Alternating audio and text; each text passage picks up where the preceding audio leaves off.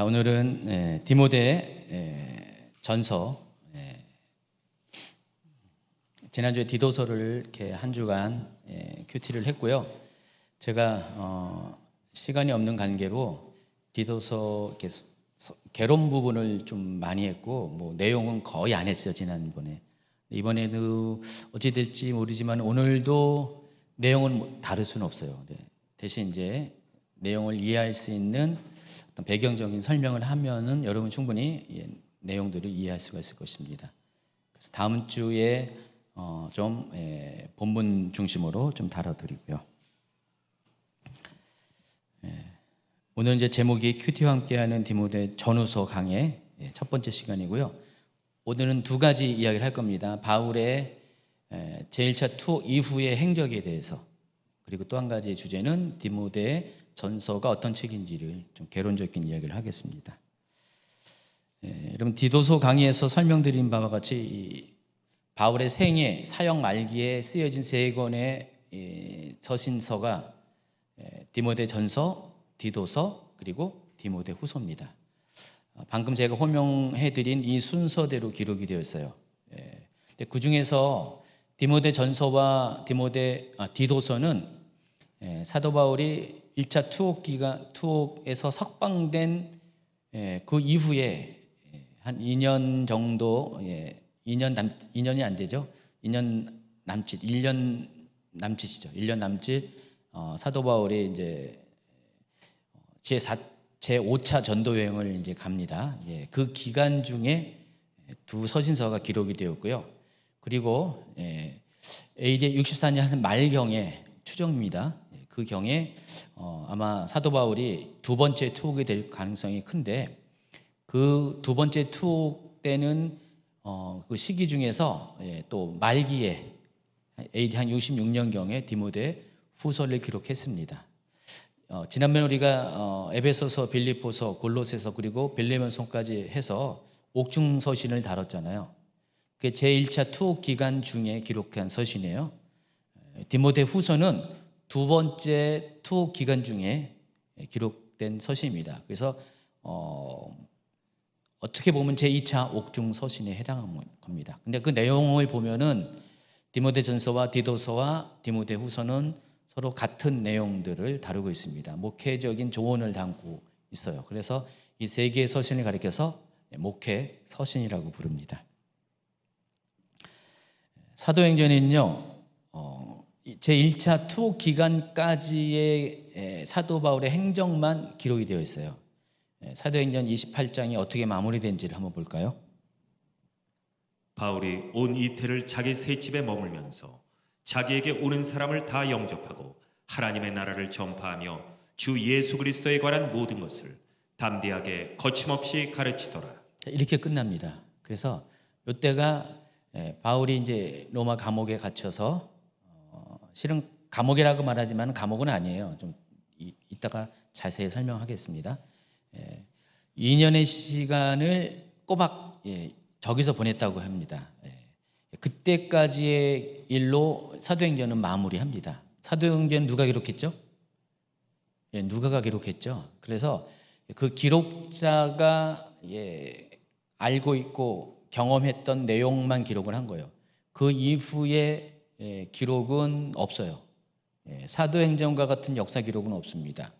그 대신에 지난주부터 소개한 디도서, 또 특별히 이제 디모데 전서, 후서, 이곳에 사도 바울의 그 이후의 행적을 추정할 수 있는 단서들이 좀 등장합니다. 그래서 제가 몇 가지를 소개를 하겠습니다. 디도서 1장 5절에 보면은 내가 너를 그레데에 남겨둔 이유는 해서, 지금 사도 바울이 석방된 후에 디도와 함께 그레데를 방문했다라는 것을 추정할 수가 있죠. 또 디모데후서 4장 20절에는 사도 바울이 드라비모와 함께 밀레도에 갔다는 사실을 알 수 있고요. 또 디모데후서 1장 3절에 보면은 디모데와 함께 에베소에 있었다는 것을 알 수가 있습니다. 다 지금 석방 이후에 사도 바울의 행적을 알 수 있는 단서들입니다. 그리고 디모데후서 4장 13절에 보면은 사도 바울이 드로아 지역의 가보라는 사람 집에 갔다라는 것을 알 수가 있고요. 또 디모데전서 1장 3절에 보면은 사도 바울이 마케도니아로 떠났다는 사실을 알 수가 있고요. 또 디도서 3장 12절에 보면은 니고볼리라는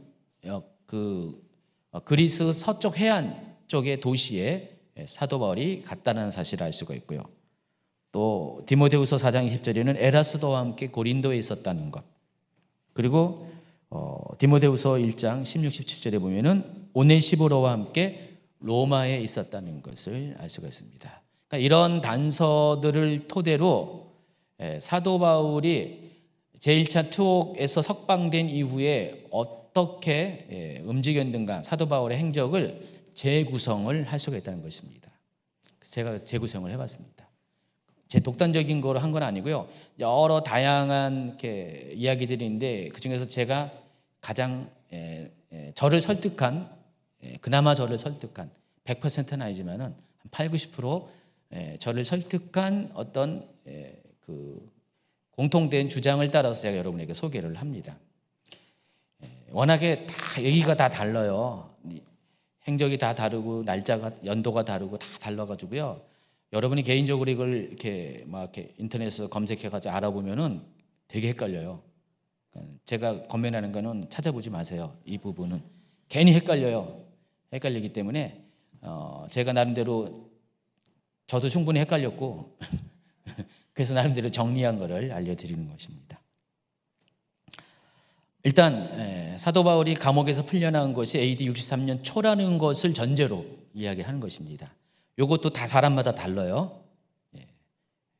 그러니까 63년 초에 사도 바울이 제1차 투옥에서 석방을 한 것을 기초로 그 이후에 사도 바울이 순교할 때까지, 사도 바울이 대략 AD 66년경에 이후에 순교할 가능성이 많거든요. 그때까지의 그 몇 년간의 행적을 제가 소개하겠습니다. 일단 사도 바울은 자신의 석방을 예견했습니다. 사도 바울은 자신이 곧 석방될 것을 미리 알았어요. 미리 누가 알려준 건 아닌 것 같은데 아마 그 돌아가는 형편을 보고 사도 바울은 자기가 곧 석방될 것이라는 것을 알아요. 디모데후서에 보면은 사도 바울이 두 번째 투옥될 때는 석방될 것을 안 것이 아니라 자기가 곧 죽을 것을 아는 그런 내용을 뒤에 보면 기록하거든요. 디모데후서 4장에 보면은. 근데 여기서는 사도 바울이 자기가 석방될 것을 미리 예견했다는 것을 알 수가 있습니다. 그래서 사도 바울은 자신이 석방될 것을 예견하고 편지를 씁니다. 두 곳에 편지를 써요. 빌립보 교회에 편지를 쓰고요. 그리고 두 번째는 빌레몬에게, 골로새 교회의 성도인 빌레몬에게 편지를 씁니다. 그 내용을 보면은 사도 바울이 자신의 석방을 예견했다는 것을 알 수가 있습니다. 빌립보서부터 읽어주세요. 내가 디모데를 속히 너희에게 보내기를 주 안에서 바라며 너희의 사정을 알므로 안위를 받으려 함이니 이런 뜻을 같이하여 너희 사정을 진실히 생각할 자가 이밖에 내게 없음이라. 그들이 다 자기 일을 구하고 그리스도 예수의 일을 구하지 아니하되 디모데의 연단을 너희가 아나니 자식의 아버지에게 함같이 나와 함께 복음을 위하여 수고하였느니라. 그러므로 내가 내일이 어떻게 될지를 보아서 곧 이 사람을 보내기를 바라고 나도 속히 가게 될 것을 주 안에서 확신하노라. 여기 보세요. 나도 속히 가게 될 것을 주 안에서 확신한다 그랬습니다. 빌레몬서를 한번 읽어주세요. 오직 너는 나를 위하여 숙소를 마련하라. 너희 기도로 내가 너희에게 나아갈 수 있기를 바라노라. 여기 보면은 빌레몬에게 쓴 편지에는 자기를 위해서 숙소를 예비하라 그랬습니다. 이 말은 곧 그곳에 갈 것이다라는 확신이 여기 담겨져 있다는 것을 알 수가 있습니다. 자, 그런데 바울이 석방을 예견할 수 있는 몇 가지 이유가 있습니다. 첫 번째가 바울 자신이 자기가 중재인이 아니라는 것을 너무나 잘 알고요. 또 바울을 신문하고 바울을 재판하려고 하는 모든 그 관계자들 또한 바울이 죄가 없는 것을 너무나 잘 알았어요. 바울이 왜 로마까지 압송됐을까요? 죄가 있어서 그런 게 아니라 마지막 예루살렘 성을 방문할 때 예루살렘의 그 극렬한 그 유대주의자들이 바울을 죽이려고 했습니다. 그 중에는 바울을 죽이지 않고서는 자기는 먹지도 않겠다, 결단하는 아주 그냥 그 극단주의자들이 있었습니다. 그런 상황 가운데 로마 그 천부장이 오히려 바울이 걱정돼서 바울을 가이사랴로 압송을 했죠. 로마 총독부가 있는. 그리고 그곳에서 바울은 한 2년의 시간 동안을 감옥 아닌 감옥에 이제 갇혀서 지냅니다. 자, 이 기간은 바울이 오히려 그 유대주의자부터 보호받는 그런 시간들이었습니다.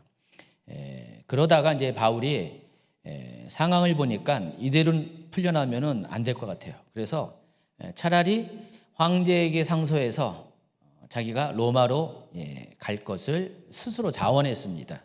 자, 그 내용을 보면은 이 바울이 신문하고 있었던 그때 당시에 유대 총독인 이 베스도, 또 26장에 보면은 이제 당시에 유대 전역을 갈릴리까지 다 포함해서 다스리던 아그리빠 왕이 대화 내용을 쭉 보면은 이들이 바울에게 무죄라는 것을 이들도 알고 있다는 것을 알 수가 있습니다. 한번 또 읽어주세요. 사도행전 25장. 바울이 이르되 내가 가이사의 재판자리 앞에 섰으니 마땅히 거기서 신문을 받을 것이라. 당신도 잘 아시는 바와 같이 내가 유대인들에게 불의를 행한 것이 없나이다. 만일 내가 불의를 행하여 무슨 죽을 죄를 지었으면 죽기를 사양하지 아니할 것이나 만일 이 사람들이 나를 고발하는 것이 다 사실이 아니래 아무도 나를 그들에게 내줄 수 없나이다. 내가 가이사께 상소하노라. 한데 베스토가 배석자들과 상의하고 이르되 네가 가이사에게 상소하였으니 가이사에게 갈 것이라 하니라. 왕과 총독과 번이게와 그 함께 앉은 사람들이 다 일어나서 물러가 서로 말하되 이 사람은 사형이나 결박을 당할 만한 행위가 없다 하더라. 이에 아그리빠가 베스토에게 이르되 이 사람이 만일 가이사에게 상소하지 아니하였더라면 석방될 수 있을 뻔하였다 하니라. 그래서 이제 사도 바울이 로마를 향하게 됩니다. 근데 원래 여러분 사도 바울이 로마를 그토록 가고 싶어 했던 거 아시죠? 근데 사도 바울은 결국 로마를 갑니다. 이번에는 이제 자의반 타의반 죄인의 신분으로 이제 로마를 가게 됩니다. 그래서 그 사람들에 따라서 이 사도 바울이 이때 로마로 가는 이 모든 여정을 가리켜서 제4차 전도 여행이라고 별도로 구분합니다. 그래서 사도 바울이 로마를 간 그 행로가 저렇게 쭉 나와 있습니다. 보이시죠? 그래서 사도 바울이 지중해를 따라서 어디를 들입니까? 지난주에 얘기했던 그레데 섬을 들입니다. 이때는 디도서에 나와 있는 그때보다 한 번 더 몇 년 전에 방문하게 되는 거죠. 그레데 섬을 가는데 여기서 풍랑을 맞아가지고요, 광풍을 맞아가지고 두 번째 그림을 보면은요, 막 이렇게 꽈배기처럼 꼬였죠. 광풍을 만났다는 표시입니다. 헤매다가 저렇게 멜리데 섬, 몰타, 거기서 거기에 이제 난파돼가지고 거기 있다가 로마로 가는 이 행적이 나옵니다. 어쨌든 이렇게나마 사도 바울은 가고자 했던 로마에 도착을 하게 됩니다. 그때부터 이제 사도 바울은 2년 동안 로마 감옥에 있는데 마리 감옥이라 그러지 감옥이 아니었어요. 이때 당시 이제 참고로 로마 시대 때 요 당시에는요, 중죄인이 아니고 그냥 가벼운 경죄인이 가벼운 죄인 같은 경우는 아직 그 재판의 결과가 나오기 전까지 미결수라고 그러죠. 미결수 신분에 있을 동안에는 감옥이 아닌 개인 집에서 연금 상태로 있을 수가 있었습니다. 그래서 보통 가택연금이라고 그러죠. 그래서 밖에서 군인들이 지키고 사도 바울은 밖에 나가지는 못하지만은 그 안에서 자유롭게 지낼 수가 있어요. 그래서 찾아오는 사람들도 맞이할 수가 있었습니다. 그런 상태로 사도 바울이 2년 동안 지냈습니다. 근데 사도 바울이 로마에 집이 없다 보니까 돈 주고 세를 빌려가지고 셋집에서 월세인지 전세인지는 모르지만은 세를 빌려서 거기서 2년의 시간을 보내게 됐습니다. 자유롭게 오는 사람 다 맞이하면서 또 군인들에게 복음도 전하고 로마 사람들에게도 복음을 전하고 그런 시간 보냈어요. 그래서 전도 여행이라는 이름까지 붙일 수가 있었던 것 같습니다. 그리고 이제 AD 63년 초에 바울은 예상한 대로 석방이 됩니다. 이제 그때부터가 문제예요. 석방 다음에 사도 바울이 어딜 갔을까? 그것이 헷갈리는 겁니다. 대략 크게 두 가지로 이렇게 줄기가 나눠집니다. 어떤 분들은 사도 바울이 소아시아 지역으로 갔을 것이다 라고 생각하는 분이 있어요. 왜냐하면 소아시아 지역이 사도 바울의 당시로서는 선교의 베이스 캠프가 있어요. 어디에 있죠? 에베소에 있습니다. 에베소에는 사도 바울의 선교의 베이스 캠프가 있습니다. 그래서 저쪽 수리아 지역에 있을 때는 사도 바울이 안디옥에 있었지만은 이쪽 소아시아 지역에 올 때는 사도 바울은 에베소를 중심으로 계속 왔다 갔다 했던 것입니다. 그래서 에베소는 선교센터가 있었고 이런 식으로 말하면은 또 거기에 자기가 목회하는 교회가 있었습니다. 또 당시 에베소가 소아시아 지역의 가장 큰 도시잖아요. 당시 한 20만 명 정도 되는 대도시였습니다. 그리고 물물교류가 많고 인적교류가 많았어요. 그래서 많은 사람들이 오가는 곳이기 때문에 사도 바울은 바로 그곳에 터를 잡고 거기서 선교를 그것을 중심으로 왔다 갔다 했다는 것입니다. 그래서 당연히 그쪽으로 갔을 것이다 라고 생각하는 분들이 있습니다. 두 번째 가능성이 서바나입니다. 스페인을 가리키죠. 스페인으로 갈 수밖에 없는 몇 가지 이유가 있습니다. 첫 번째, 스페인은 이 서바나는 사도 바울이 그토록 가고 싶어 했던 두 곳 중에 하나였어요. 로마와 바로 서바나가 평소부터 가고자 했던 곳입니다. 한번 로마서 15장 23절하고 28절 연속으로 읽겠습니다. 이제는 이 지방에 일할 곳이 없고 또 여러 해 전부터 언제든지 서바나로 갈 때 너희에게 가기를 바라고 있었으니 그러므로 내가 이 일을 마치고 이 열매를 그들에게 확증한 후에 너희에게 들렀다가 서바나로 가리라. 그러니까 로마서를 쓸 때도 사도 바울은 이때도 로마 못 갔잖아요. 로마도 계속 가고 싶었어요. 근데 못 갔어요. 또 로마보다 서바나는 더 멀잖아요. 더 서쪽으로 더 가야 됩니다. 소아시아를 기점으로 더 계속 가야 되는 곳입니다. 더 멀리 있는 곳입니다. 그래서 서바나를 갈 때 로마를 들리기를 원했다. 그 얘기를 하고 있습니다.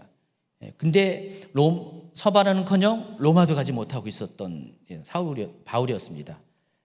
그러던 차에 이제 바울은 자의반 타의반으로 로마에 결국은 갔고요. 거기서 2년 동안 있었습니다. 자, 그래서 이제 풀려났습니다. 풀려났을 때 만약에 여러분이 바울이라면 어떡할까요? 2년 동안 감옥에 있었는데 에베소로 돌아가는 것도 가고 싶겠죠. 근데 여기까지 왔는데 로마까지 왔는데 여러분 지도에 보시면은 로마에서 스페인은 바로 바다만 건너면 갈 수 있잖아요. 가까워요. 만약에 소아시 쪽에서 오려면은 굉장히 먼 거리에 2배 정도 되는 거리인데 지금 이탈리 로마가 중간보다 더 앞쪽에 가 있거든요. 지도상으로 보면은.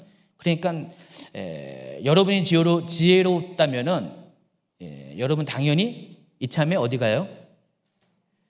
스페인을 가는 것이 가장 최적의 여행 경로라는 것입니다. 그래서 사도 바울의 입장에서는 평소에 그렇게 가고자 했던 곳이었고 그리고 가까운 로마까지 왔는데 굳이 소아시아로 돌아갔다가 언제 갈지 모르는 그곳으로 다시 돌아갈 그런 선택을 하지 않았을 가능성이 많습니다. 그래서 제가 보기에도 사도 바울이 석방돼서 첫 번째 택한 그런 경로는 서바나, 스페인의 가능성이 더 클 것이라고 생각합니다. 그래서 이때부터 사도 바울의 여정을 가리켜서 어떤 분들은 제5차 전도 여행이라고 부릅니다. 그러니까 여러분이 알고 있는 익숙한 사도 바울의 전도 여행은 세 번에 거쳐서 하잖아요. 근데 이 내용이 다 어디에 있어요? 사도행전에 기록이 되어 있어요. 사도행전은 명확하게 사도 바울이 어디 갔다 이런 것들이 아주 명확하게 나와 있잖아요. 루트가 쭉 나와 있기 때문에 그 1차 전도여행, 2차 전도여행, 3차 전도여행을 이해하기가 편한데 네 번째, 다섯 번째 이 전도여행 같은 경우는 그런 기록이 없고 여기저기 분산된 것들을 취합해가지고 재구성해야 되는 거기 때문에 사람들이 4차, 5차를 잘 알지 못해요.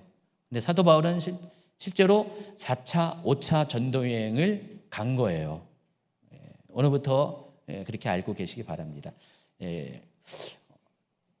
이번 다음 달에 이제 요거 디모데전후서 지나서 히브리서 하고 9월, 10월 달 이렇게 큐티를 정했는데 최 목사님의 강력한 찬교에 의해서 고린도전후서를 할 거거든요. 고린도전후서를 하면은 이런 역사적인 맥락, 여기에 또 이렇게 여행 루트 이런 것들을 여러분이 잘 알고 있어야 돼요.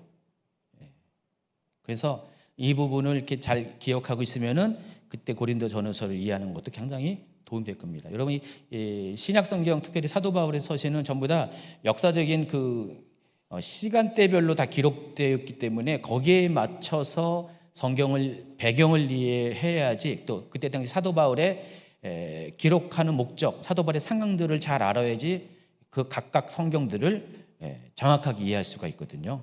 그래서 이런 것들을 좀 관심을 보다 더 갖기 바랍니다. 무조건 성경만 읽지 마시고요. 제가 이렇게 하는 것들을 잘 이렇게 관심을 가져주시기 바랍니다. 이참에 책 하나 소개할까요? 그 류모세 선교사님이 지은 그 책이 있어요. 뭐 열린다 성경 워낙 유명하죠. 그거 뒤에 지은 책 중에 연대기적으로 구약 성경을 이렇게 재구성한 세 권의 책이 있고요. 또 신약 성경을 구성한 세 권의 책이 있습니다. 역사로 보는 신약 성경인가 뭐 그게 있어요. 그거 한번 이렇게 하시면은요, 여러분 많이 도움이 될 겁니다. 좀 그 열린다 성경보다 훨씬 더 잘 이렇게 써놓은 것 같아요. 그래서 그 책을 한번 구입을 해보시기 바랍니다. 저도 그걸 조금 참조합니다. 여러 참조하는데 그런 것들 다 참조합니다. 자, 그래서 이제 스페인 방문을 마칩니다. 사람에 따라서 스페인에서 2년 동안 머물렀다라고 말하는 분도 계시지만은 정황상 전체적인 그 행로를 보니까 2년까지 머물 수는 없어요. 그래서 뭐 몇 달 이상을 아마 머물렀을 1년 가까이 머물렀을 가능성이 많습니다. 언제인지는 몰라요, 정확하게. 그렇다면은 스페인에서 그 사역을 마치고 제가 보기엔 63년 어느 때 가을 무렵이 될 가능성이 많습니다. 그때 이제 다시 스페인을 떠나게 됩니다. 그래서 백길로 원래 가고자 했던 에베소를 향해서 나아갑니다. 지도를 보시면은 저기 스페인이 있죠, 왼쪽에. 스페인에서 밑에 백길로 이렇게 쭉 나아갑니다. 여러분, 이제 백길이 편할까요? 육로가 편할까요? 당연히 백길이 편하죠. 육로로 저때 당시 육로로 가자면요 되게 힘들었어요. 아직 위험도 많고 그래서 백길로, 뭐 차가 있는 게 아니잖아요. 그때 당시 다 걸어 다니는 거기 때문에 백길로 갑니다. 근데 백길로 가다가 좀 길잖아요. 여정이 길면서 길다 보니까 그 소아시아에 상륙하기 전에 바로 앞에 있는 가장 가까운 큰 섬인 그레데에 상륙을 합니다. 이 그레데는 이미 교회들이 있었어요. 앞전에 이미 교회들이 있었고 사도 바울은 이참에 그 교회들을 방문하기 위해서 지난주 디도서의 배경이 되는 바로 그 섬입니다. 방문하기 위해서 그레데를 방문합니다. 그리고 일정 기간 이곳에 머물면서, 그레데가 좀 큰 섬이거든요. 각 도시마다 방문하면서 도시마다 이미 세워진 교회들을 점검합니다. 근데 문제점을 알게 됐어요. 그 디도서에 보면은 이 그레데 교회가 생긴 지 얼마 안 된 신생교회들이잖아요. 제대로 된 리더십도 없어요. 또 이단도 막 많습니다. 또 유대주의에 속한 사람들이 막 계속 거짓 교사들이 막 거기 많이 있어요. 그러다 보니까 교회가 굉장히 혼란스러운 상황인 것을 뼈저리게 느꼈던 것 같아요. 그래서 함께 동행했던 디도한테 너는 여기 남아 있어라 해서 디도를 남겨두고 디도에게 무엇 할 것을 지시합니다. 그게 뭐였죠? 장로를 세우는 것. 각 성에 다니면서 각 도시의 교회를 다니면서 거기에 그때 당시 장로는 목회자였어요. 목회자, 평신도 목회자입니다. 그래서 그 장로들을 세워서 그들로 하여금 교회를 잘 치리할 수 있도록 리더십을 발휘할 수 있도록 도와주도록 디도에게 그 사명을 맡기고 자신은 그리스도인을 떠나게 됩니다. 그리고 이제 바로 앞에 있는 소아시아 지역으로 북쪽 지역으로 이렇게 올라갑니다. 그런데 제일 먼저 들린 곳이 어디냐? 밀레도라는 도시입니다. 이 밀레도는 사도 바울이 앞전에 사도행전에 그 3차 전도여행인가 그때 아마 그 2차 전도여행도 아마 들렸을 가능성이 많고요. 그때 거기 한번 들렸던 곳입니다. 3차 전도여행 때 사도 바울이 예루살렘으로 갈 때 이제 그때 거기서 사도 바울이 예루살렘에 가면은 고난을 당할 것이라는 것을 미리 알게 됐어요. 그래서 형제들이 가지 마요 그랬는데 끝끝내 사도 바울이 갔죠. 바로 그 이별의 장소 그곳을 방문합니다. 아마 사도 바울은 몇 년 전에 예루살렘에 갔을 때 거기서 이제 잡혀가지고 로마로 2년 동안 감옥살이 했잖아요. 새집살이 했잖아요. 그래서 아마 밀레도를 일부러 더 방문했을 가능성이 많습니다. 밀레도에 있는 교회를 보기 위해서. 그리고 위치적으로 그레데에서 가까워요. 그래서 거기서 상륙해가지고 밀레도 그림 보이죠? 밀레도가 어디 있는지 거기서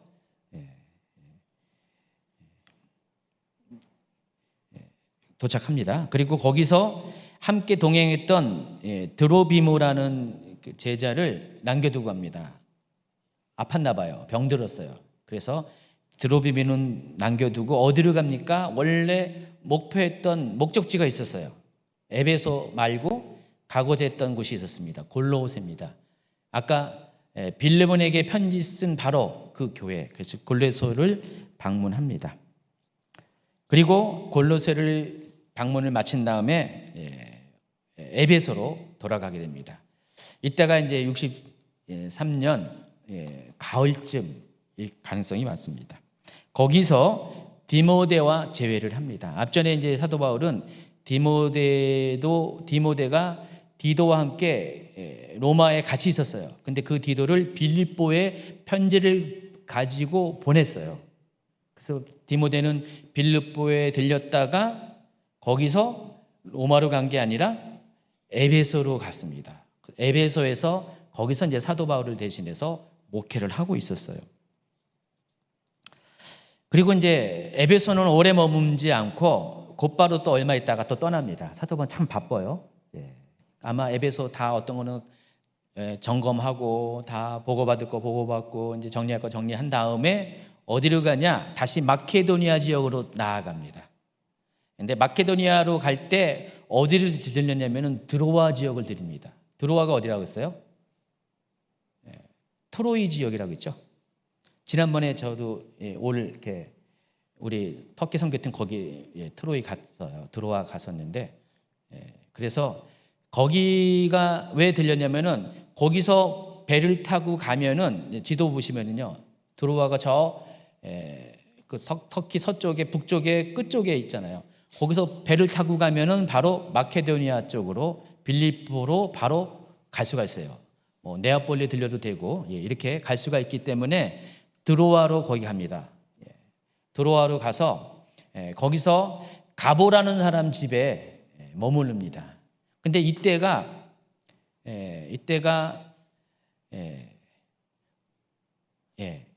맞아요. 이렇게 보니까 이제 날짜가 잡히네요. 여름일 가능성이 많습니다. 여름. 가을이 아니었어요. 아까 여름입니다. 왜냐면은 겉옷을 두고 갔거든요. 이 집에다가 겉옷하고 무거운 책 몇 가지를 더 두고 갔습니다. 아마 사도 바울은 마케도니아 갔다가 곧 다시 올 것을 기대하고 그랬던 것 같아요. 근데 가려고 하니까 옷이 너무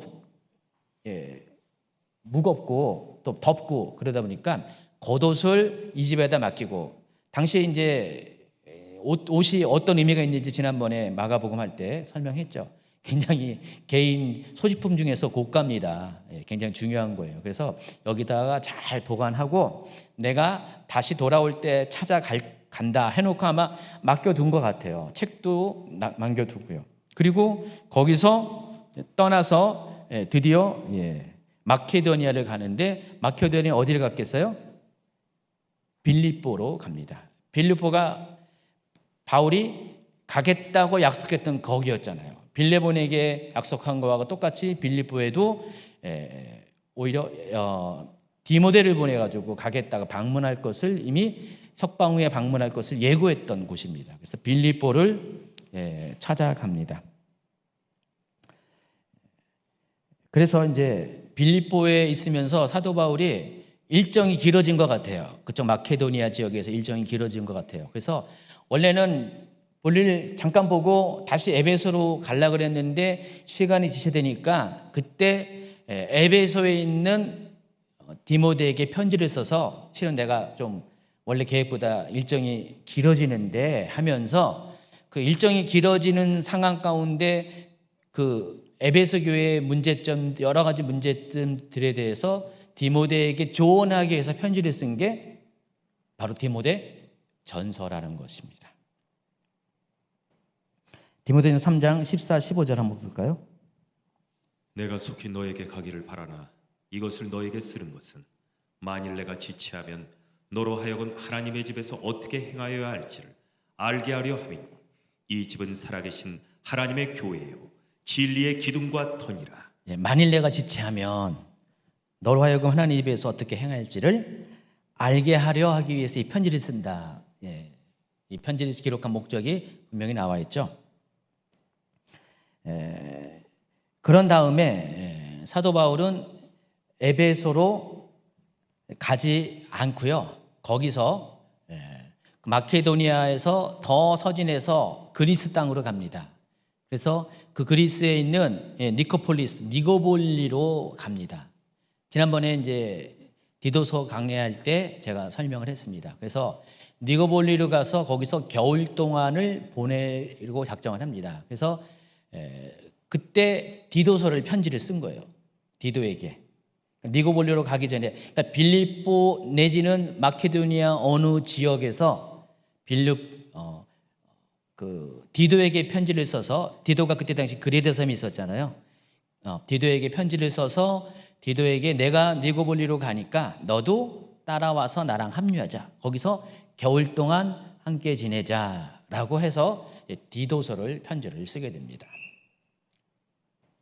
그리고 니고볼리에서 디도와 함께 겨울을 보냅니다. 이때가 아마도 AD 63년에서 64년으로 넘어가는 겨울일 가능성이 많습니다. 그리고 64년이 됐을 때 사도 바울은 아직 그 그리스 지역에 있었던 것 같아요. 아마 거기 고린도도 들렸을 거고요. 해서 거기 있다가 로마로 가게 됩니다. 근데 로마로 가게 된 이유가 있어요. 원래 계획이 없었는데 로마로 가게 된 이유가 AD 64년 7월경에 로마 대화재가 발생합니다.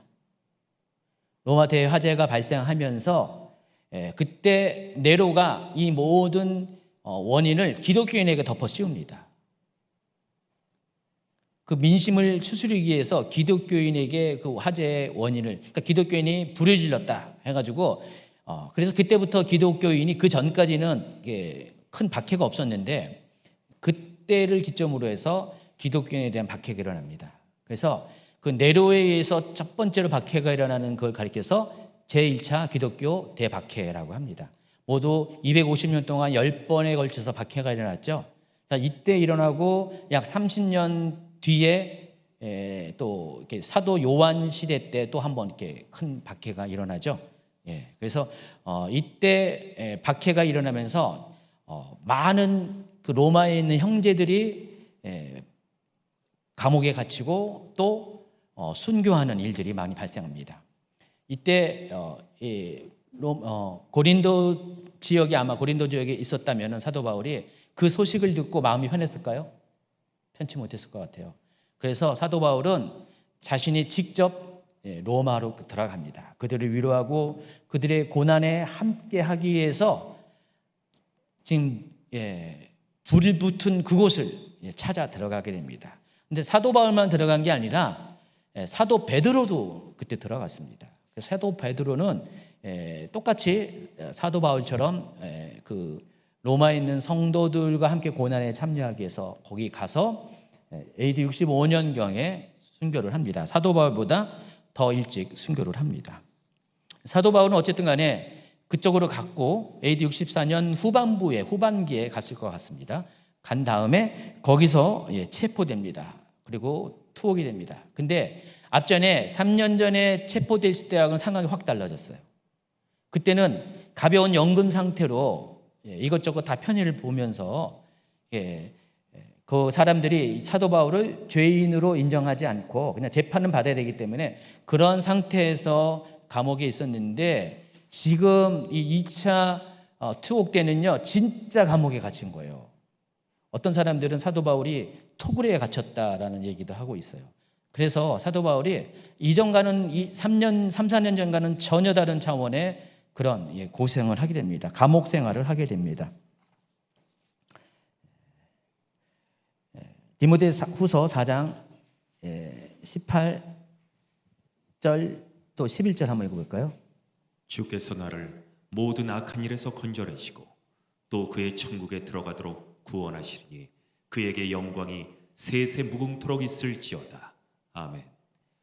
누가만 나와 함께 있느니라. 네가 올 때 마가를 데리고 오라. 지금 그가 상황을 보면은 계속해서 4장 16절 17절까지 또 같이 읽으세요. 내가 처음 변명할 때 나와 함께한 자가 하나도 없고 다 나를 버렸으나 그들에게 허물을 돌리지 않기를 원하노라. 주께서 내 곁에 서서 나에게 힘을 주심은 나로 말미암아 선포된 말씀이 온전히 전파되어 모든 이방이 듣게 하려 하심이니 내가 사자의 입에서 건짐을 받았느니라. 사도 바울은 이제 가서 첫 번째 예비 재판을 받습니다. 거기서 자신은 이제 변명하고 그런데 아직 재판이 종료된 게 아니라 계속해서 재판이 진행되고 있습니다. 그런데 그 사이에 함께 있었던 사람들이 다 떠나가요. 여기 나와 있지 않지만 뭐 대만은 어떻고 뭐 이렇게 다 나와 있어요. 가지고 지금 결론적으로 누가만 지금 함께 있는 거예요. 누가만 같이 있습니다. 그래서 지금 사도 바울은 굉장히 외로움을 느낍니다. 외로움을 느끼고 사람들이 다 떠나가요. 그러니까 상황적으로 지금 1차 투옥 기간에는 사람들이 많이 사도 바울을 찾아오고 같이 먹고 자고 있으면서 숙소에 있으면서 외롭지 않은 시간을 보내는데 여기선 진짜 감옥다운 감옥에 있었기 때문에 사도 바울의 주변에 있던 사람이 다 떠나가고 지금 누가만 남아서 그런 시간을 보내게 됩니다. 아마 2년 가까이 투옥된 시간을 보냈고요. AD 66년 후반기 어느 날 그 감옥 내에서 디모데 후서를 기록합니다. 사도 바울은 이때쯤이면은 자기가 죽을 것을 알았어요. 더 이상 희망이 없다는 것을 알고 있습니다. 그래서 자신의 죽음을 예고하고 디모데에게 편지를 쓴 게 디모데 후서예요. 디모데후서 4장 6절, 7절, 8절. 전제와 같이 내가 벌써 부어지고 나의 떠날 시각이 가까웠도다.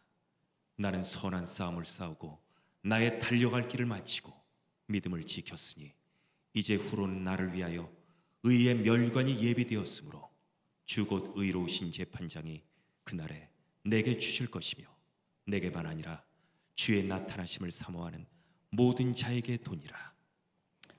근데 이제 이때 바울을 찾아온 사람이 있었어요. 사람들이 다 많이 떠나갔는데도 끝끝내 바울을 찾아온 사람이 있는데 에베소에서부터 왔습니다. 오네시보라는 사람이 에베소에부터 바울을 자꾸 찾아가지고 여기까지 찾아왔어요.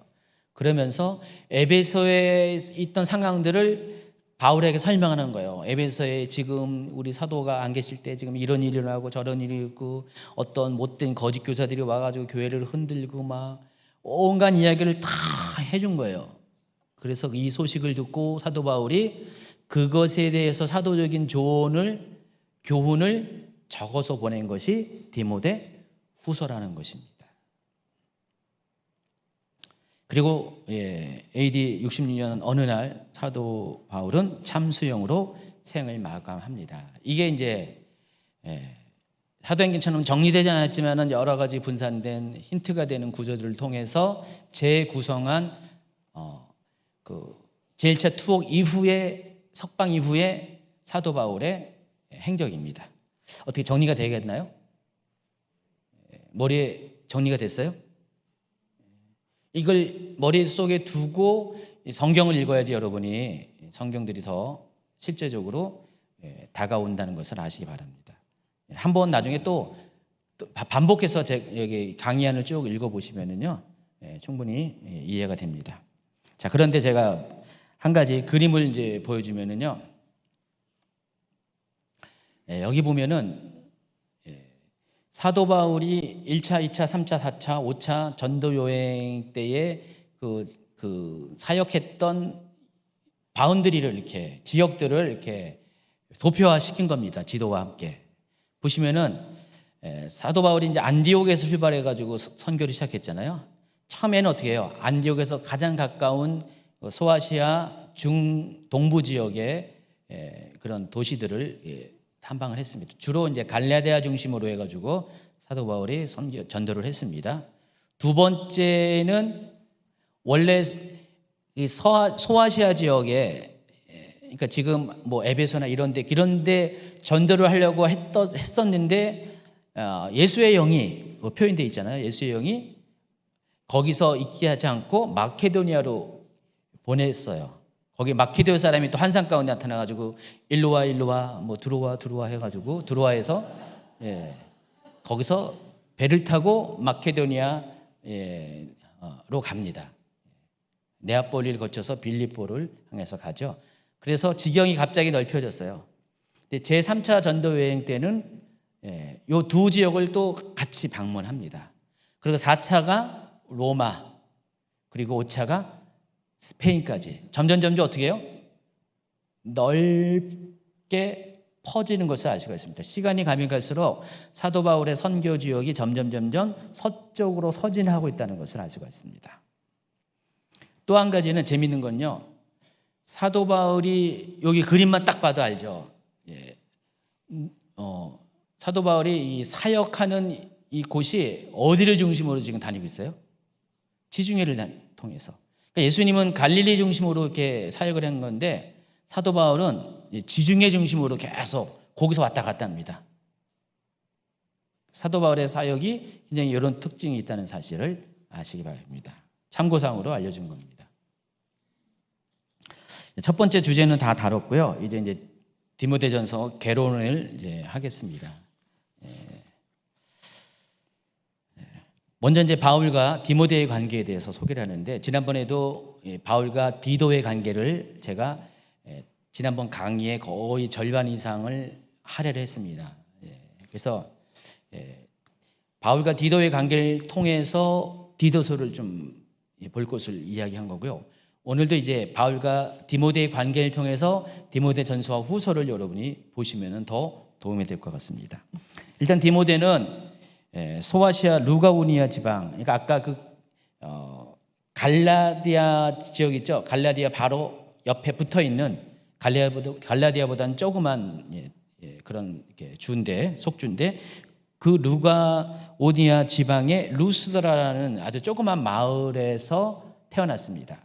어머니는 유대인이고 아버지는 헬라인이에요. 한마디로 혼혈이죠. 혼혈인데, 이 마을은 루스드라는, 저도 이제 한 5, 6년 전에 터키 갔을 때 여기 한번 방문했는데 디모데 흔적은 전혀 없어요. 그리고 그때 당시 디모데 있을 당시에 유대인이 그다지 많이 살지 않았어요. 대부분의 소아시아 지역의 유대인들이 큰 도시마다 이렇게 많이 살고 있었는데 여기는 뭐 큰 도시도 아니었고요. 작은 마을이었지만은 보통 유대인들은 어디 도시를 가든지 남자 10명만 모이면 회당을 지을 수가 있거든요. 근데 여기는 루스드라에는 회당이 없었어요.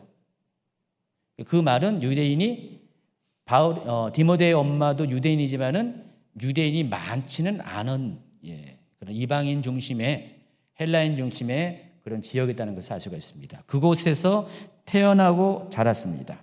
근데 어머니 이렇게 유니게 또 외할머니 로이스 이 두 사람이 디모데를 혈통적으로는 헬라인의 혈통을 갖고 태어났지만은 그러나 키우기를 유대인처럼 키웠습니다. 어려서부터 하나님 말씀으로 양육하고요. 모세율경을 외우게 하고 유대인 전통에 따라서 생활 풍습에 따라서 살게끔 했습니다. 겉모습은 헬라인인데 유대인처럼 살았다는 것입니다. 그래서 하나님을 아는 믿음이 있었어요. 디모데는 어릴 때부터 성경을 알았고 하나님이 누구인가에 대한 경외심이 있었다는 것입니다. 아마도 이제 사도 바울이 1차 전도 여행 때 바로 이 갈라디아 지역으로 중심으로 전도를 했기 때문에 이때 이 루스드라를 방문했습니다. 전승에 따르면은 그때 사도 바울을 묵게 한 집이 바로 디모데의 집이었대요. 성경에 나와 있는 건 아닌데 교회 전승에 따르면은 이때 이제 디모데의 어머니 유니게가 그 사도 바울에게 숙소를 제공해서 여기서 머물렀어요. 이때 사도 바울은 그 가족에게 복음을 전했고 디모데도 이때 예수님을 영접한 것으로 봅니다.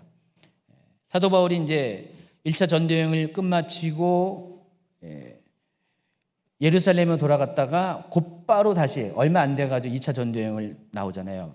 그때 다시 이 지역을 방문합니다. 방문했을 때 이때 디모데를 다시 만납니다. 근데 그 얼마 안 되는 빠른 시간 동안에 디모데가 확 바뀌어 버렸어요. 영적으로 많이 성장하고 성숙해졌습니다. 그래서 그 지역에 예수 믿는 형제들 가운데는 디모데가 아주 칭찬을 듣는 젊은이였어요.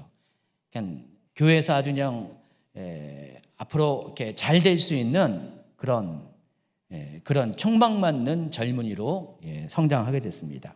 그래서 사도 바울이 그 디모데를 다시 만날 때 사도 바울이 디모데에게 콜링한 거예요. 너 나랑 같이 갈래? 했더니 이제 디모데가 가겠습니다 해가지고 사도 바울이 디모데를 데리고 그때부터 전도 여행을 떠납니다. 그러니까 그때부터 시작해가지고 그때가 AD 한 49년 경이니까 사도 바울이 66년 경에 죽었다면은 약 17년 가량을 어떻게 해요? 사도 바울은 디모데를 영적인 아들로 이렇게 함께 동역하는 오랜 시간을 동역하는 그런 관계를 가졌다는 것을 알 수가 있습니다. 그래서 사도 바울이 이제 그때부터 디모데를 자기 선교팀에 합류시킨 다음에 그때부터 사도 바울과 디모데는 동역자의 관계가 됩니다. 처음에는 이제 조력자였다가 점점 디모데는 사도 바울의 동역자로 성장하게 됩니다. 지난 강의에서 이제 제가 디도와 함께 디모데를 소개하면서 사도 바울의 많은 제자들 중에서 이 두 사람에게만 사도 바울이 아들이라고 표현했어요. 제자입니다. 동역자입니다. 또 목회자로서는 후배입니다. 근데 이 두 사람에게만은 더 친밀하게 내 아들아. 특히 디모데에게는 벌써 4번에 걸쳐서 아들이란 이렇게 호칭이 나오잖아요. 그만큼 사도 바울과 디모데와의 관계는 굉장히 친밀했다는 사실을 아시기 바랍니다. 그러니까 영적으로 사도 바울이 디모데를 낳았고 아버지가 아들을 낳고 아들을 계속해서 양육하고 키우는 것처럼 디모데와 사도 바울의 관계가 그런 관계였다는 것을 아시기 바랍니다. 그래서 사도 바울은 어떤 문제가 생길 때마다 디도와 디모데를 많이 자기의 사역에 도움을 주는 동역자로 이렇게 세웠습니다. 그 중에서 사도 바울의 그 선교 패턴 중에 하나가 몇 가지 선교 패턴이 있는데 가령 사도 바울은 제가 지난 디도서에서 얘기했지만은 이방인 선교를 갈 때 누구를 타겟으로 한다 그랬죠? 하나님을 경외하는 그룹을 타겟으로 한다 그랬잖아요. 그러니까 이방인 중에서 하나님을 알고자 하는데 유대교의 벽이 너무 높아가지고 그 안에 못 들어가면서도 하나님을 예배하는 자들이 있었다고 했잖아요. 그들을 만나기 위해서 일부러 어떻게 해요? 가는 곳곳마다 회당을 방문해가지고요. 회당 가운데 같이 있는 그들에게 복음을 전하면은 정통 유대인들은 막 화가 나지만은 이들은 그걸 받아들였어요. 그래서 그때부터 그 유대인 회당이 둘로 쪼개져가지고 원래 그냥 유대교에 있는 사람하고 이제부터는 예수를 영접한 사람이 생겨난다고 했죠. 그래서 교회가 탄생한다고. 사도 바울은 이런 전략을 항상 썼었어요. 그렇죠? 기억나시죠? 두 번째가 사도 바울은 어딜 가든지 자기가 먼저 선교지를 개척을 해요. 개척하면은 거기에 때로는 뭐 고린도 같은 경우는 1년 6개월을 머물렀고 에베소는 3년을 머물렀잖아요. 길게 머물 때도 있지만은 대부분 짧게 머무르면서 그곳에 자기는 떠나고 자기를 대신하는 사람들을 일정 기간을 세워서 그들로 하여금 그 교회들을 양육하게 합니다. 이런 방식을 택했어요. 자, 그럴 때 사도 바울의 후임으로 사도 바울이 남겨놓은 이 새로운 신생 교회들을 양육하는데 가장 많이 사도 바울이 신뢰해서 그 역할을 맡긴 사람이 누굴까요? 디모데입니다. 오늘 디모데 하니까. 그래서 여러분 데살로니가전서 보면은 여기도 데살로니가 교회에 디모데를 보냈다는 사실을 알 수가 있고요. 고린도전서도 봐도 여기도 디모데를 보냈다는 것을 알 수 있고요. 빌립보서에서도 디모데를 보냈고, 사도행전에 보면은 에라스도와 디모데를 마케도냐로 보냈다 그랬는데 여기도 이제 빌립보도 포함되는 지역이죠. 여기도 이렇게 그런 흔적이 나와 있고요. 에베소에도 사도 바울이 자기가 에베소를 마케도냐를 떠나갈 때 디모데를 남겨뒀다 이렇게 표현이 나와 있습니다. 이처럼 이제 디모데는 사도 바울의 목회적인 빈자리를 채울 수 있는 가장 신뢰할 만한 동역자였다는 사실을 아시기 바랍니다. 여기서 잠깐 한 가지 참고로 지난주에 소개했던 디도와 디모데를 좀 비교해 보려고 합니다. 디도는 어떤 사람이었어요? 충성스러운 신실한 사람이었죠. 몇 번에 걸쳐서 사도 바울이 아주 곤란한 상황 가운데 본인이 나서기 어렵고 막 이런 상황 가운데 이 디도는 사도 바울의 힘든 부분들을 기꺼이 감당했던 사람이에요. 손과 발이 되어서. 그래서 고린도 교회와 굉장히 사도 바울이 어떤 그 감정적인 문제가 생겨가지고 그냥 사도 바울 입장에서는 그들이 하는 행위가 너무 괘씸해가지고 사도 바울이 막 음해하고 고린도 교회 전체가 그랬던 게 아니라 고린도 교회에 있는 일부 거짓 교사들, 특별히 유대주의자들 있겠죠. 그들이 사도 바울을 막 음해하고 사도 바울을 막 이렇게 오해시켜가지고 거기 있는 성도들이 그래? 해가지고 사도 바울을 또 이렇게 그렇게 안 좋게 보고 막 그런 것들이 사도 바울이 막 들려지고 사도 바울이 감정이 막 상하고 그래가지고 그런 상태로 왔다가 생각해보니까 너무 괘씸한 거예요. 가만 놔두면 안 돼요. 그래서 사도 바울이 가서 한바탕 하려고 그랬었는데 지금 가면은 별로 좋지 않을 것 같아가지고 참고 참다가 어떻게 했어요? 편지를 썼다고 그랬잖아요. 고린도 전서와 중간에 지금은 전승되지 않은 두 번째 편지라고 그랬잖아요. 준엄한 편지라고 했잖아요. 그거를 들고 간 사람이 누구라고요? 디도라고 했잖아요. 또 그걸로 끝난 것이 아니라 예루살렘 교회에 대한 연보의 문제로 사도 바울이 굉장히 이것도 평생에 신경 쓴 그 사역 가운데 하나였는데 다른 어려운 교회들, 마케도니아에 있는 교회들은 어려운 중에서도 힘껏 그 일에 동참하는데 이 고린도 교회는 돈도 많으면서 되게 인색하게 동참 안 하니까 할 수 없이 사람을 보냅니다. 누굴 보냈다고요? 디도를 보냈습니다. 뭐 이런 굳은 일을 디도가 다 감당을 했어요. 그런 사람이 디도였어요. 그런데 디모데는 보면은 디도하고 좀 달라요. 디도가 사도 바울의 손과 발이 되어서 불편한 곳을 책임져주는 그런 역할을 했다면은 디모데는 그와 약간 다르게 목양적인 면에서 바울의 빈자리를 채워주는 역할을 디모데가 많이 했다는 것을 아시기 바랍니다. 제가 생각해 봤어요. 왜 디도의 쓰임새와 디모데의 쓰임새가 다를까? 근데 디도와 달리 디모데는 그렇게 사용될 수 있는 준비를 갖춘 사람이었어요. 여러분, 디도는 완전히 철저하게 헬라인이었어요. 그래서 구약 성경에 대한 지식도 없고요. 아직 뭐 복음서가 세상에 나온 때도 아니었고 신약 성경 자체가 아직 없었잖아요. 그러니까 디도는 성경적인 기반이 디모데에 비해서 굉장히 약했던 사람입니다. 그래서 누구를 양육하고 가르치고 하는 면에서는 하긴 하지만은 디모데와 견주어 봐서는 굉장히 열세인 것은 사실입니다. 그러다 보니까 그런 목양적인 가르침이 필요한 그런 곳에서는 사도 바울이 누구를 보내요? 디모데를 주로 많이 보냈다는 사실을 아시기 바랍니다. 디모데는 그래서 그런 면에서 준비됐어요. 전하고 가르치는 사역에 준비되었기 때문에 어릴 때부터 디모데는 그 어머니 유니게와 할머니 로이스부터 기본적인 그 율법을 비롯한 구약 성경에 대한 기초적인 교육을 많이 받았기 때문에 그랬기 때문에 사도 바울은 디모데를 그런 쪽에서 사용할 수 있었다는 것입니다. 생각해 보니까 사도 바울 같은 경우는 주변에 사람이 꽤 많거든요.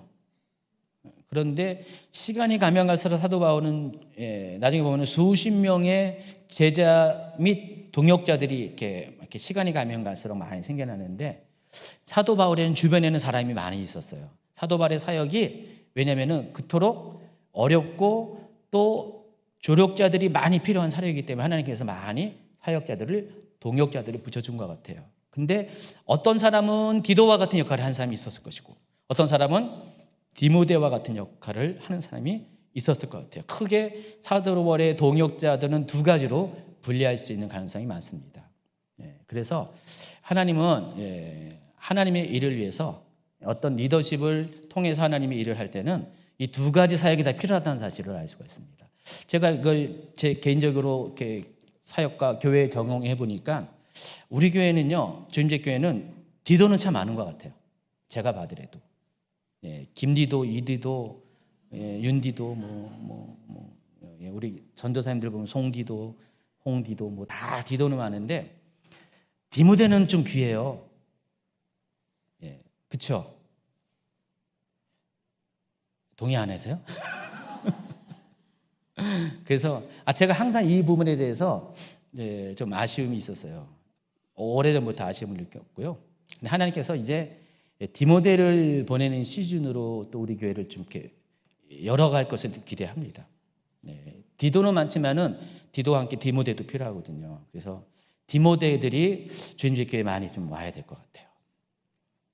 몇 주에 또 이게 호주에서 주경 목사님이 귀국합니다. 첫 번째 디모데가 되기를 바라고요. 주 디모데. 그래서 뭐 최 목사님만 저희를 대신해서 말씀으로 사육하고 양육하고 이런 사람들이 많이 있어야 돼요. 최근에 이제 제자 훈련을 이제 또 다시 재개하고 확장시킬 때 우리 또 조영철 지사님하고 안병 지사님이 그 제자 훈련을 지금 이렇게 저를 대신해서 맡아서 이제 이미 하셨고 앞으로 하실 거예요. 그리고 또 다른 집사님들 이미 이렇게 제자 훈련 받은 분들이 아마 이렇게 하시게 될 거예요. 이제 시킬 겁니다. 시키고 하게 될 거예요. 저는 이제 앞으로 사역의 좀 목표 중에 하나가 디모데들을 많이 만드는 거예요. 여러분도 좀 이렇게 내가 디모데로 준비될 수 있도록 좀 이렇게 마음을 먹고 제가 이제 콜할 때 응답해 주시길 부탁합니다. 남자 디모데만 있는 게 아니라 여자 디모데도 필요하거든요. 최 목사님도 지금 큐티 나는 방 하고 있잖아요. 거기 있는 분들은 언제까지 계속 이렇게 밑에만 있을 겁니까? 여러분도 인도할 수 있는 사람이 돼서 제가 최 목사님한테 막 이렇게 요구하거든요. 사람 세워서 이렇게 하라고. 곧 아마 할 겁니다. 지금 계속 확장돼야 되고 넓혀져야 되는데 어제도 최 목사님 이제 연속으로 이제 은사 활성화하고 큐티 나는 방 하니까 옛날 생각이 나는 거예요. 목요일 날 저쪽에서 막 할 때 기력이 다 빠져가지고 차에서 막 이렇게 졸도해가지고 저보고 계속 밥 사달라고 고기 사달라고 힘이 없어가지고 요즘 최근에 몇 주 동안 그래요. 어제도 제가 그래서 저 고기가 많이 가서 이렇게 하셨잖아요. 그 보니까 그걸 역할을 맡아서 그래서 하는 사람이 있으면은 이렇게 띄엄띄엄 이렇게 할 수 있는데 아직 그런 면에서도 디모데가 필요한 것 같습니다. 여러분 이렇게 디도만 선호하지 말고 다시 한번 건면했는데 디모데가 되세요. 예? 대답을 하세요. 대답을 하세요. 디모데가 여자 디모데가 훨씬 좋습니다. 디모데. 그래서 올해 목표는 한 적어도 10명 이상의 디모데가 올해 끝나기 전까지 나타나기를 예수님 축원합니다. 미리 지원하세요. 내가 디모데 하겠다고. 잘하고 있어요? 디모데 잘하고 있대요. 자라나고 있다고요? 그래서 올해 안에 14페이지 넘어갔죠. 그리고 디모데 사도 바울과 디모데의 관계를 설명하는 거잖아요. 디모데와 사도 바울의 관계 중에 하나가 디모데는 동역자로서도 이렇게 쓰임 받았지만은 사도 바울의 돕는 자로서도 쓰임 받았습니다. 그래서 사도 바울은 결혼도 안 했잖아요. 지금은 요 목회자는 사모님도 있고, 여러분 베드로는 결혼해가지고 가족들이 따라다닌 거 아세요? 가족들이 아내가 막 따라다녔어요. 근데 사도 바울은 평생 독신이었어요. 그래서 사도 바울은 또 워낙에 고난을 많이 당해가지고 바울이라는 영화를 한번 보시면 사도 바울이 몸이 다 틀어져가지고요, 막 척추가 내려앉아가지고 고문을 하도 당해가지고 몸도 안 좋고요. 누군가 돌봄이 필요하고 막 이렇게 점점 나이가 먹어가면서 지금 순교할 때쯤 되면 사도 바울이 한 70대를 바라보는 60대 후반의 할아버지였어요. 연로한 사람이었어요. 그러니까 늘 누군가가 챙겨줄 수 있는 사람이 필요했었어요. 사도 바울의 경우. 그때 누가 그 일을 많이 했을 것 같아요? 디도와 디모데. 물론 누가도 하고 다 이렇게 했지만은 주로 많이 한 사람이 디도와 디모데라는 사실을 아시기 바랍니다. 진짜로 아들처럼 그렇게 했어요.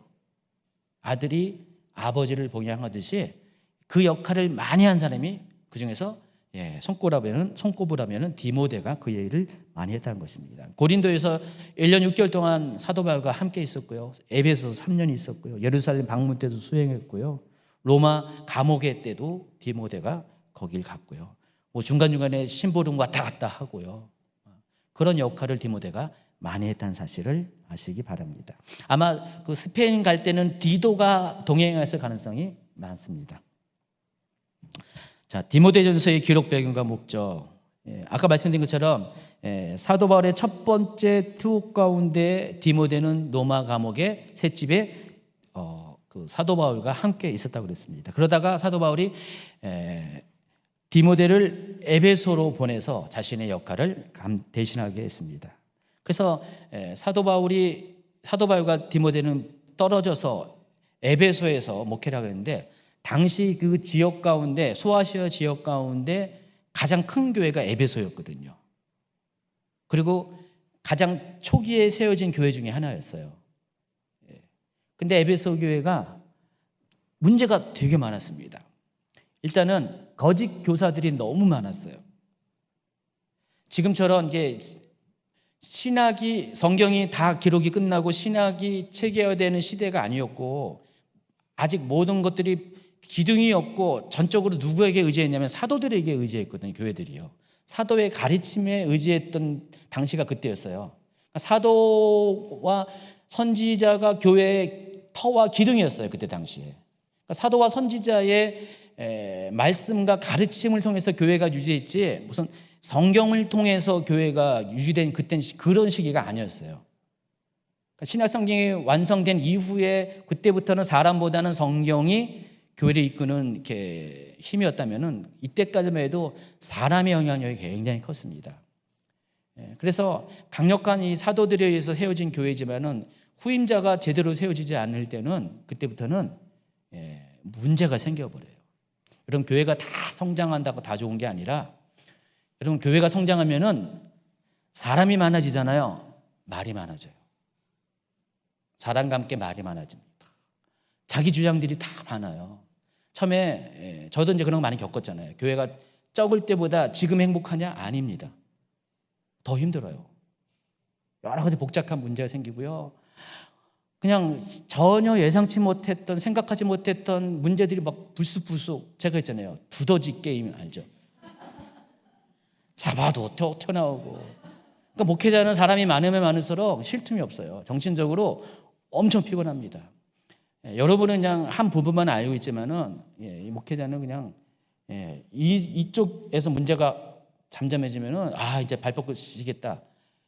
그럴 틈이 거의 없어요. 또 여기서 또 문제가 생겨요. 하나님 또 일부러 그렇게 하시는 것 같기도 하고요. 깨어 있으라고. 그래서 근데 하여간 사람이 참 많다 보니까 목회적인 문제들이 갈등들이 많이 생깁니다. 근데 그 젊은 디모데가 경륜 많은 그 바울도, 권위가 있는 바울도 때로는 감당하지 못할 정도로 힘들었는데, 교회가 점점 성장하면서 사람이 많아지면서 각자 말도 많아지면서 거기에다가 에베소라는 지역 자체가 온갖 우상들과 문화와 인종들이 막 꾸역꾸역 모여드는 곳이라서 굉장히 다양성들이 존재하는 그런 곳이기 때문에 그곳에서 아마도 디모데가 그때 당시에 30이 안 될 수 있어요. 나이가 젊은 디모데가 30은 넘었겠죠. 벌써 사도 바울하고 이렇게 산 기간이 오래돼서 40은 넘었겠죠. 그래서 그 디모데가 이것을 감당하기에는 굉장히 역부족일 가능성이 많습니다. 그래서 사도 바울은 이런 상태에 있는 디모데에 대해서 조언하기 위해서 편지를 쓴 거예요. 이것을 오네시모로 통해 다 들었거든요. 사도님이 하면서 디모데가 이렇게 고생하고 사람들이 좀 제가 봐도 너무하고요. 어쩔 줄 몰라 하고 있는데 어떻게 할까요? 막 이렇게 했기 때문에 디모데가 그걸 다 여기 사도 바울이 듣고 거기에 맞춰서 편지를 쓴 게 디모데의 전서거든요. 그래서 거기에서 그거는 이제 후서고 여기는 이제 전서 얘기하는 거죠. 그건 후서고 이제 전서입니다. 어쨌든 그때 당시 거짓 교사들의 가르치는 제가 오타났네요. 거짓 교훈인데 거짓 교훈이에요. 뭐 거짓 교사들이 하는 게 거짓 교훈이겠죠. 거짓 교훈에 대한 경계와 또 교회 직분자 중에서 대표적인 직분자인 감독과 장로는 같습니다. 감독과 집사를 세우는 기준에 대해서 중점적으로 여기서 기록을 했다는 것입니다. 디모데전서 내용 중에서 이 두 가지를 여러분 집중적으로 생각하라는 것입니다. 나머지는 제가 내용을 할 때 더 나머지 부분들을 다뤄드릴 것입니다. 그래서 바울은 디모데에게 편지를 쓸 때 첫 번째가 시작한 게 1장 3절 어떻게 시작한가 볼까요? 내가 마게도냐로 갈 때 너를 권하여 에베소에 머물라 한 것은 어떤 사람들을 명하여 다른 교훈을 가르치지 말며. 바로 편지의 서두부터 인사말 한 다음에 바로 첫 번째 꺼낸 것이 내가 너에게 에베소에 머물라게 한 까닭이 다른 것이 아니라 어떤 사람을 명하여 다른 교훈을 가르치지 말도록 내가 감독하고 훈계하라, 그 얘기를 하고 있습니다. 실제로 이때 당시에 문제가 많았습니다. 4절을 바로 보면은 신하와 끝없는 족보에 몰두하지 말게 하려 함이라. 이런 것은 믿음 안에 있는 하나님의 경륜을 이름보다 도리어 변론을 내는 것이라. 6절 7절 사람들이 이에서 벗어나 헛된 말에 빠져 율법의 선생이 되려 하나 자기가 말하는 것이나 자기가 확증하는 것도 깨닫지 못하는도다. 4장 7절 망령되고 허탄한 신하를 버리고 경건에 이르도록 네 자신을 연단하라. 중간중간에 제가 이제 이렇게 발췌해서 이렇게 했는데 이 내용도 쭉 보면은요, 이때 당시에 에베소 교회는요 율법 교사라고 자처하는 유대주의자들이 이렇게 많이 들어온 것 같아요. 그러니까 지금 사도 바울의 공배길을 틈타서 이들이 와가지고 두더지처럼 올라온 거예요. 올라와가지고 막 자기 주장을 하는 거예요. 그래서 여러분 유대주의의 특징이 뭐였죠? 구원론에 있어서 이들이 거짓 교훈을 많이 퍼뜨렸는데 복음으로 구원받는 게 아니라 율법을 다 지켜야지만 구원을 받는다. 그런 식의 이야기를 한 사람들이 유대로부터 온 거짓 교사들이었어요. 이들이 가장 많이 활동해가지고 이것 때문에 굉장히 신경 쓰여가지고 쓴 편지가 갈라디아서잖아요. 사도 바울이. 그래서 갈라디아서는 사도 바울의 서신 중에서 비교적 초기에 해당하는 것인데, 그때부터 복음을 딱 전하고 나니까 이제 그 뒤를 따라서 예루살렘부터 와가지고 이런 헛소리를 하는 사람들이 많아진 거예요. 근데 이들이 율법 교사라고 하면서 사도 바울 얘기해 보니까 자기가 말하는 것이나 자기가 확증하는 것도 깨닫지 못한다고 그랬어요. 한마디로 말해서 사도 바울의 입장에 보면 사도 바울처럼 율법에 대해 잘하는 사람이 누가 있을까요? 당시에 최고의 학부를 나온 사람이야 사도 바울이요. 당시 그 유대교에서 바리새파 중에서 가장 최고의 선생으로 꼽힌 가말리알의 제자였거든요. 사도 바울이요. 어릴 때부터 다소에 있는 그 아버지가 유학을 거기 보냈어요. 사도 바울을. 헬라 문명에 이렇게 영향받지 않고 예루살렘에 가서 가말리알 문화에서 공부하도록 했기 때문에 사도 바울은 이 성경과 율법에 대해서 굉장히 탁월한 학자였어요. 근데 그 사도 바울의 입장에 보면은 유대로부터 와가지고 이방인들에게 지금 뭐 율법을 가르친다고 하는데 한마디로 기가 찬 거예요. 제대로 알지도 못하면서 입만 살아가지고 자기보다 율법에 대해서 모른다고 이 사람들이 막 아는 척하면서 막 사람들을 막 꼬드기고 막 혼란스럽게 하고 막 그렇다는 거죠.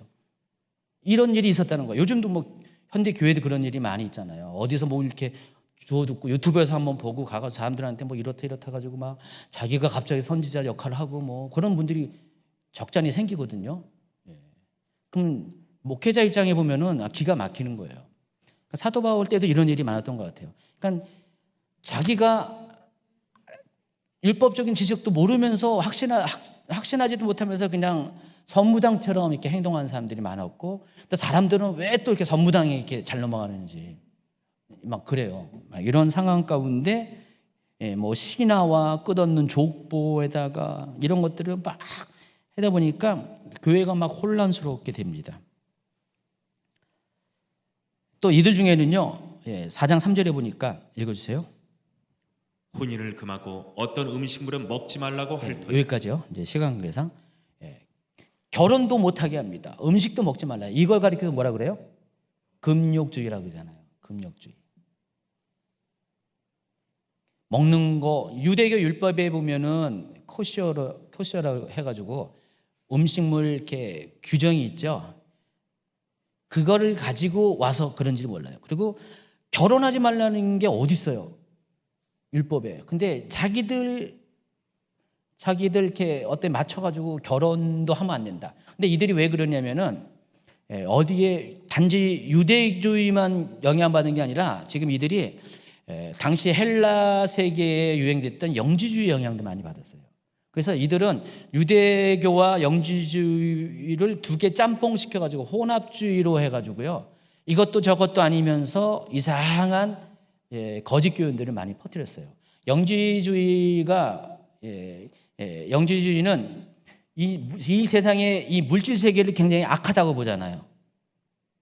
여러분 영지주의의 신간을 보면은 설명하면 또 길어지니까 통과. 뭐 그런 영향 때문에 금욕주의를 막 강조하고 또 반대로 정반대로 율법주의를 강조하고 또 한편으로는 막 그냥 방종된 생활을 막 이렇게 강조하고 오늘날 구원파 같은 뭐 그런 것들 하는 아주 다양한 방식의 거짓 교인들이 막 에베소 교회를 막 흔들었습니다. 심각한 문제는 교회 지도자 중에서도 이런 쪽에 영향을 받아가지고 거기 따라가가지고 막 거기에 동조한 사람들이 많이 생겼습니다. 자, 그런데 이런 상황 가운데 디모데가 이것을 감당할 수가 있냐 이거죠. 그러니까 사도 바울이 굉장히 염려가 됐습니다. 디모데가 굉장히 신실하고 또 성경에도 많이 이해가 깊고 하지만은 이런 자들을 다 대항할 수 있도록 신학적으로 준비된 건 아니거든요. 사도 바울 정도니까 이렇게 감당하고, 그러니까 사도들 정도의 권위가 있으니까 이런 것도 하는데 디모데는 그게 아니었기 때문에, 그래서 이 일들을 헤쳐나갈 수 있도록 교훈을 주기 위해서 디모데 현서를 기록한 거예요. 디모데전서 4장 11절부터 읽어주세요. 너는 이것들을 명하여 가르치라. 누구든지 네 연소함을 업신여기지 못하게 하고 오직 말과 행실과 사랑과 믿음과 정절에 있어서 믿는 자에게 본이 되어 내가 이를 때까지 읽는 것과 권하는 것과 가르치는 것에 전념하라. 네 속에 있는 은사 곧 장로의 회에서 안수받을 때 예언을 통하여 받은 것을 가볍게 여기지 말며 이 모든 일에 전심전력하여 너의 성숙함을 모든 사람에게 나타나게 하라. 네가 네 자신과 가르침을 살펴 이 일을 계속하라. 이것을 행함으로 네 자신과 너에게 듣는 자를 구원하리라. 이와 같이 디모데를 믿음과 말씀 안에서 강하게 하고 확신 가운데 담대하게 그들의 교훈과 대적하게끔 이렇게 권면을 합니다. 이제 시간 관계에서 넘어가겠습니다. 두 번째가 사도 바울은 디모데에게 두 번째 강조한 것이 교회의 지도자와 일꾼은 세우는 일에 중요한 지침을 제시합니다. 그래서 감독과 집사를 임명하는 기준들을 정해줍니다. 아까 말씀드린 것처럼 당시 초대교회에서 감독과 장로는 같은 직임입니다. 어디에서는 감독이라고 표현을 하고 어디서 장로 같은 직임을 가리키는 것입니다. 그래서 장로가 되는 사람의 기준이 디모데전서 3장 하고 5장에 쭉 나와 있습니다. 이것은 이제 디도서에서 나와 있어요. 여러분이 읽기 바라고요. 두 번째가 집사의 기준이 나와 있습니다. 집사는 또 3장 8절 이하에 나와 있는데 이와 같이 집사들도 해가지고 장로의 기준과 연관해서 집사의 기준도 쭉 설명합니다. 근데 한 가지 이렇게 말씀드리면 여러분 내용은 여러분이 듣고요. 나중에 이제 본문에 다룰 때 설명을 해드리겠습니다. 근데 디도서에는 장로들 세우는 기준만 있죠. 그렇죠? 집사에 대해서 언급하지 않죠. 근데 디모데전서에는 장로뿐만 아니라 집사의 기준도 설명하고 있죠. 이걸 통해서 여러분이 알아야 될 게 있어요. 디도서에 나와 있는 그 그레데 교회에는 아직 집사까지 세울 정도의 교회의 성숙도가 아직은 이렇게 깊어지지 않았어요. 연륜이 짧다는 거예요. 근데 에베소 같은 경우는 어떻게 해요? 교회가 더 연륜이 오래됐고 규모도 상당히 컸다는 것을 아시기 바랍니다. 그래서 초대교회도 처음에는 사도만 시작했잖아요. 그런데 나중에 집사를 세운 것처럼 이 에베소 교회도 똑같이 장로뿐만 아니라 집사도 세워야 될 필요가 있을 정도로 규모가 컸다라는 사실을 아시기 바랍니다. 그래서 이 디모데전서는 본질적으로 교회 조직과 관리를 위한 지도자 지침서가 디모데전서 또 나중에 후서도 마찬가지입니다. 자, 그런데 특별히 디모데전서와 디모데후서, 디도서에 보면 이와 같은 직분에 관한 이야기들이 다른 서신에 비해서 많이 나오고 있습니다. 근데 왜 그럴까요? 이유가 있어요.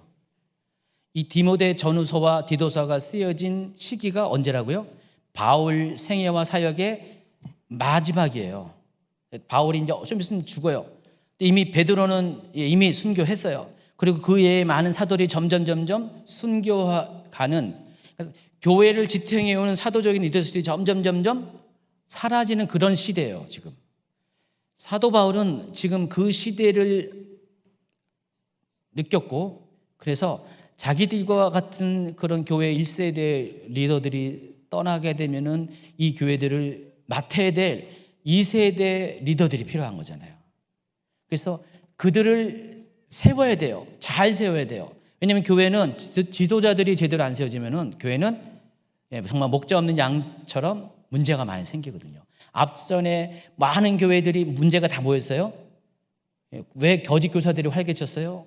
제대로 된 지도자가 없었기 때문에. 그래서 사도 바울은 이 부분에 대해서 앞서서 선제적으로 교회를 지키기 위해서, 교회를 제대로 세우기 위해서 지도자를 세우는 부분에 있어서 굉장히 강조를 했다는 것입니다.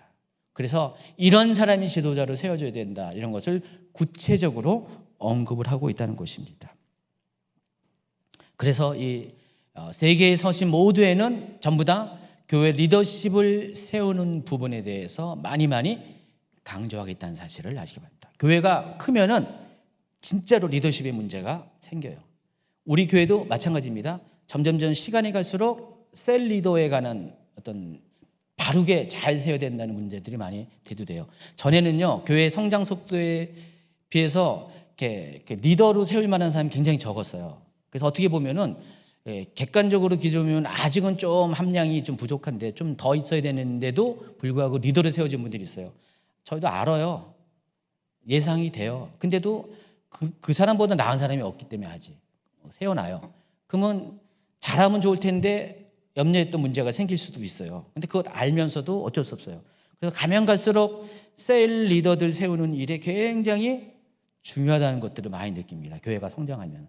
이때도 그랬었어요. 그래서 지금 디모데 전서는 그러한 목적을 가지고 기록된 책이다라는 것을 아시기 바랍니다. 오늘 분량은 다 마쳤고요. 여러분은 가장 핵심적인 것, 사도 바울의 1차 투옥 이후에 석방된 후에 행적에 대해서도 쭉 기록했지만 이거는 전반적으로 각 그 서신서들을 이렇게 이해를 돕기 위해서 여러분 이제 좀 기본적으로 알아야 될 거고요. 오늘 특별히 디모데 전서를 통해서 알아야 될 것은 교회는 성장하면 성장할수록 거기에 맞춰서 하나님이 세우신 교회를 이끌 일꾼이 필요하다는 사실을 알아야 됩니다. 근데 두 종류의 사람이 필요합니다. 디도와 같은 사람이 필요하고 디모데와 같은 사람이 필요합니다.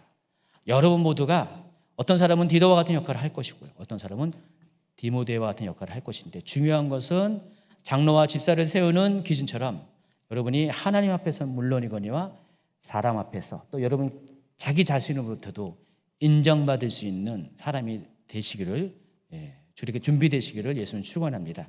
하나님 여러분을 콜하실 때 세울 때 도망가지 마시고 기꺼이 교회를 위해서 충성할 수 있는 여러분이 되기를 다시 한번 당부합니다. 자, 기도합니다.